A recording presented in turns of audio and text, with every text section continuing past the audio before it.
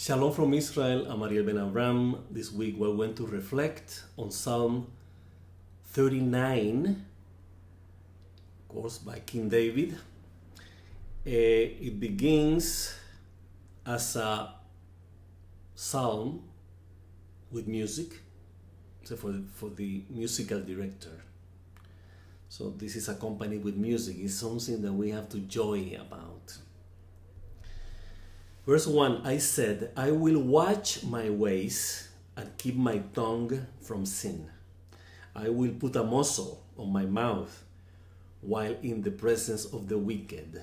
David is talking. David is saying, I'm not going to do anything opposite to the goodness of God's ways and attributes. I'm going to keep myself away from anything opposite to that,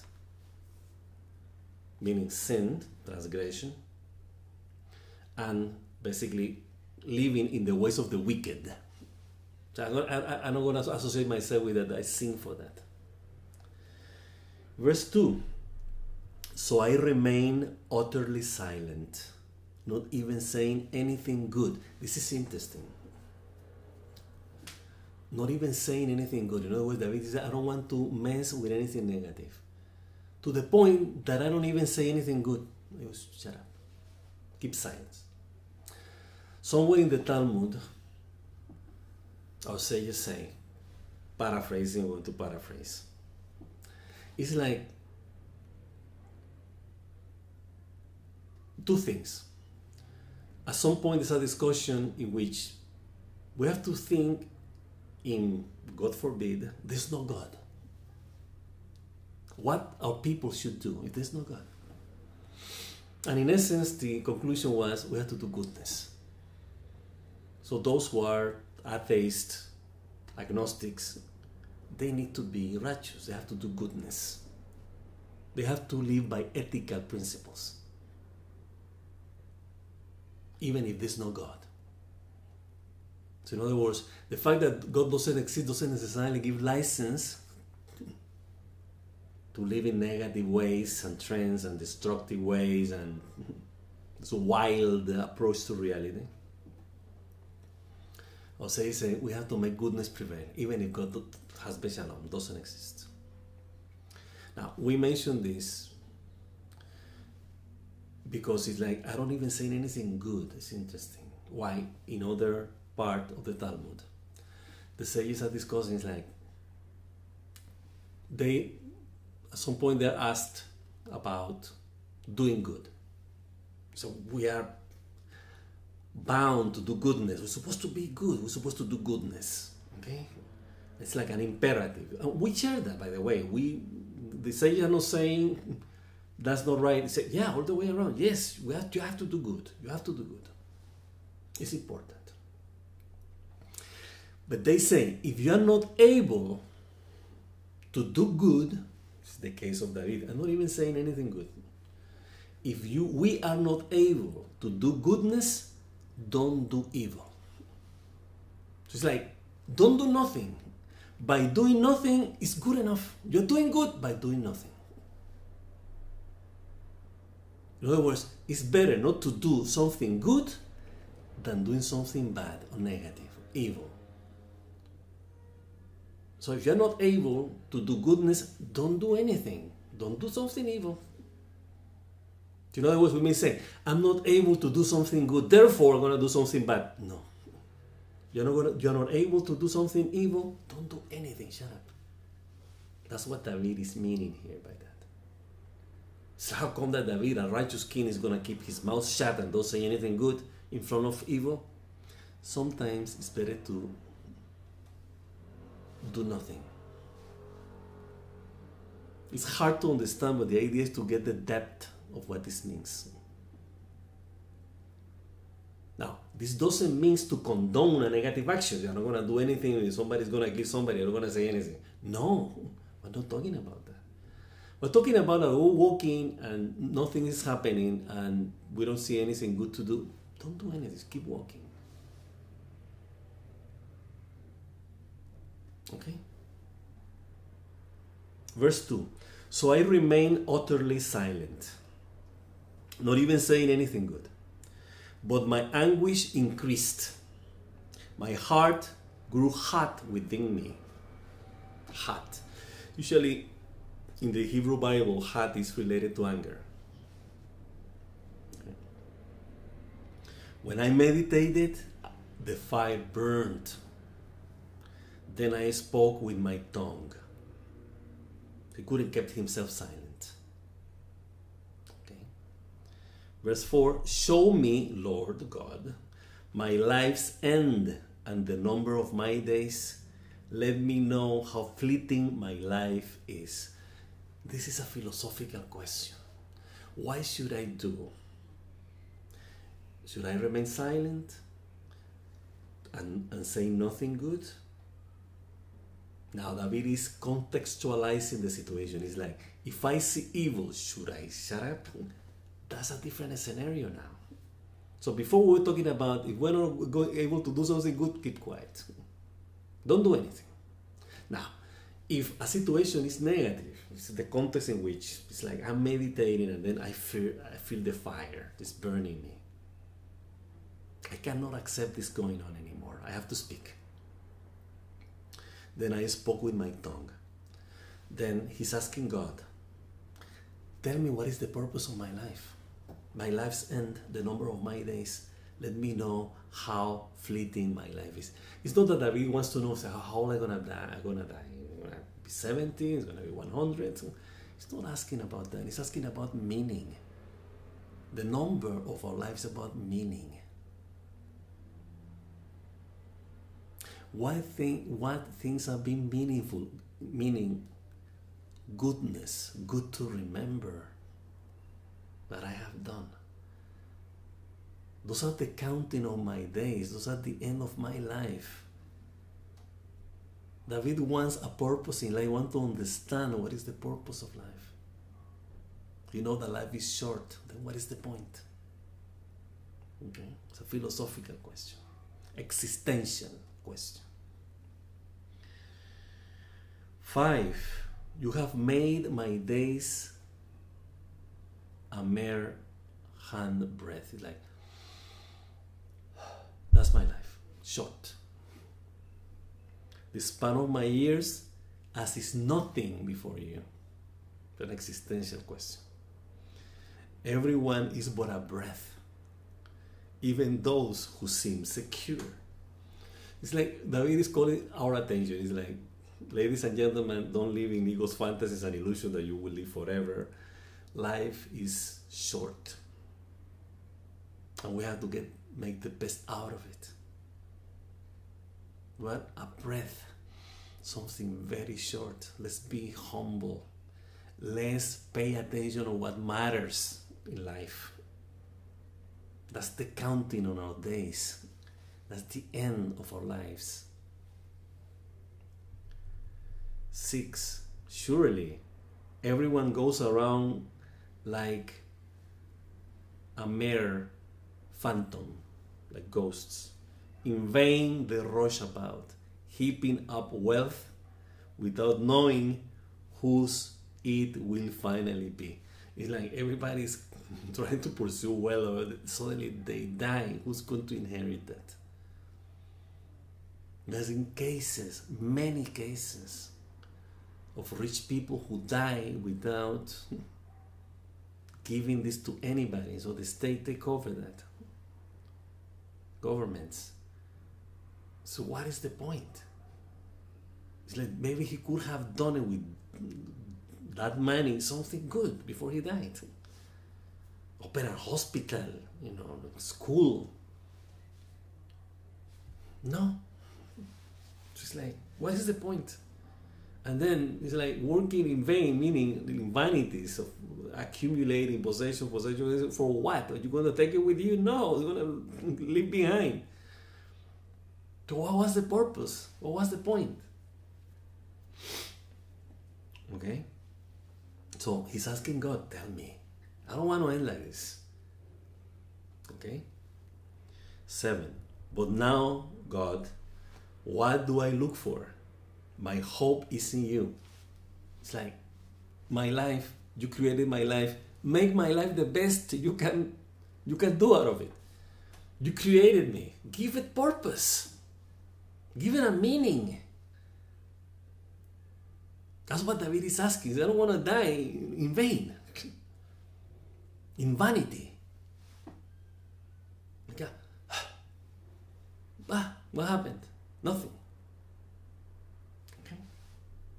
My hope is in you.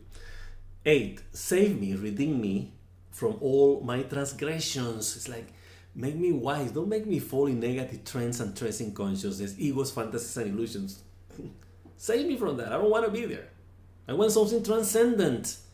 Something that I can take with me after I die. So David is telling us, hey, pay attention about what you want in life. Find out who you are. Find out what you want. Find out the meaning that you want to give it to your life. So this call of attention is to us. David is telling you, hey guys, wake up. Save me from all my transgressions. Do not make me the scorn of fools. I don't want to be a fool. I want to be smart. Do the right thing. 9. I was silent. I would not open my mouth, for you are the one who has done this. I was silent. I would not open my mouth, for you are the one who has done this. You have created me. You have done the world. You have done life. You have done everything. So it's up to you. So please open my consciousness and make me understand a little bit. So I understand the meaning of this. He's asking a major, interesting question.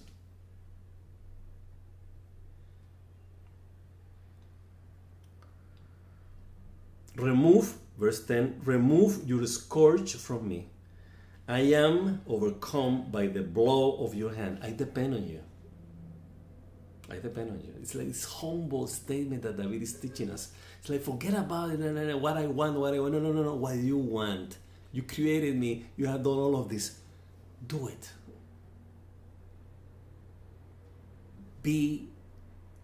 Make me the instruments of your will, of your love, of your goodness, of your compassion, of your grace. Okay? 11. When you rebuke and discipline anyone for their sin, you consume their wealth like a moth. Surely everyone is but a breath. It's like, when you rebuke and discipline anyone for the sin, you consume the world like a moth. Remember the case of Job, the book of Job. Okay, it's a different case, but what I'm saying is that this guy had everything and suddenly he lost it. But he was humble. He said, God has given, God has taken, blessed be God. That's the attitude. That's the spirit here. When you rebuke and discipline anyone for the sins, like when we are victims of the consequences of our actions, like getting the result of what we have done, it's coming back to us. You consume our wealth. We lose everything rich in us. We lost it. We're like a breath, but nothing. Even we realize how ephemeral we are. I mean, our fantasies and illusions are, that we lost everything.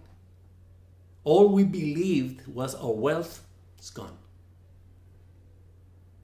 And again, this reflects in like everything good that we used to have, we used to be aware of. It's lost. We lost it.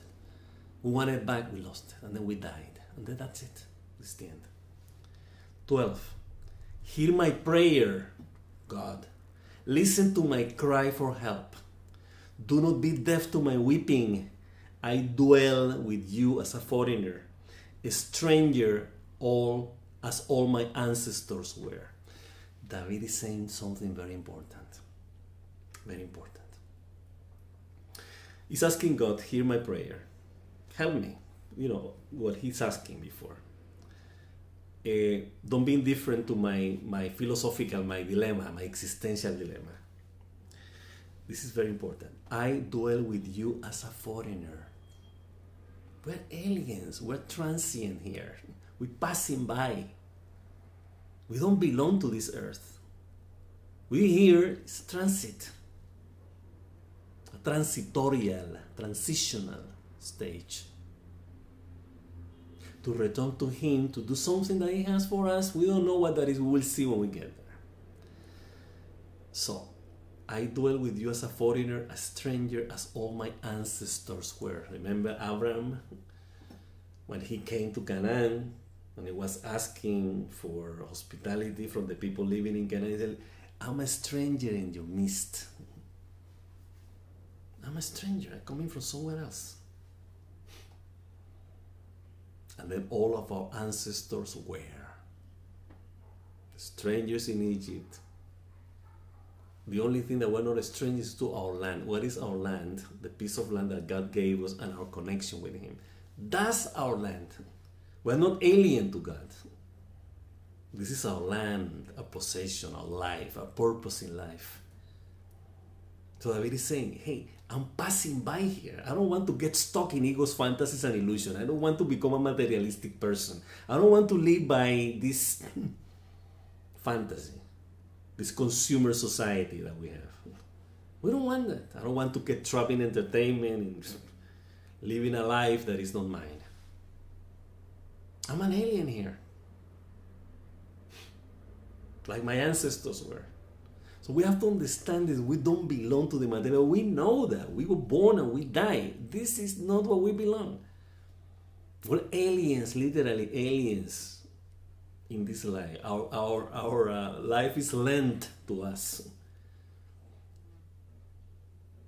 We know that. So David is asking, well, I'm not saying, please give me purpose. Give me a reason to live. It's a powerful prayer. Verse 13 and last of this chapter 39 of the book of Psalms. Look away from me, that I may enjoy life again before I depart and am no more. So before I leave, as we said before, give me something that I could remind, that I would take for me, with me when I die. So I may enjoy life again before I depart. What is enjoying life? Goodness. Give me a reason for goodness. Give me a reason to be good. Make me dwell in goodness. This is my land. This is my identity. This is my essence. This is where I belong. Take me there. Don't look away from me. Make me aware of the meaning of goodness, so I will know the meaning of my life. And then I will go happy when I depart and I'm no more. That's it. Beautiful prayer, and it's sung. It's with music. So imagine what kind of music these verses have. It's a special music of asking God for meaning. And again, the only way we can do that is to detach ourselves from fantasies and illusions and make ourselves the humble vessel that David is telling us how, in order to be blessed with the goodness we want to carry with us here and after here, when we return to Him from where we came from. Okay, with this we finish our reflections on chapter 39 of the book of Psalms by King David. Wishing you, as usual, an abundantly blessed week. Shabbat Shalom, and until next week.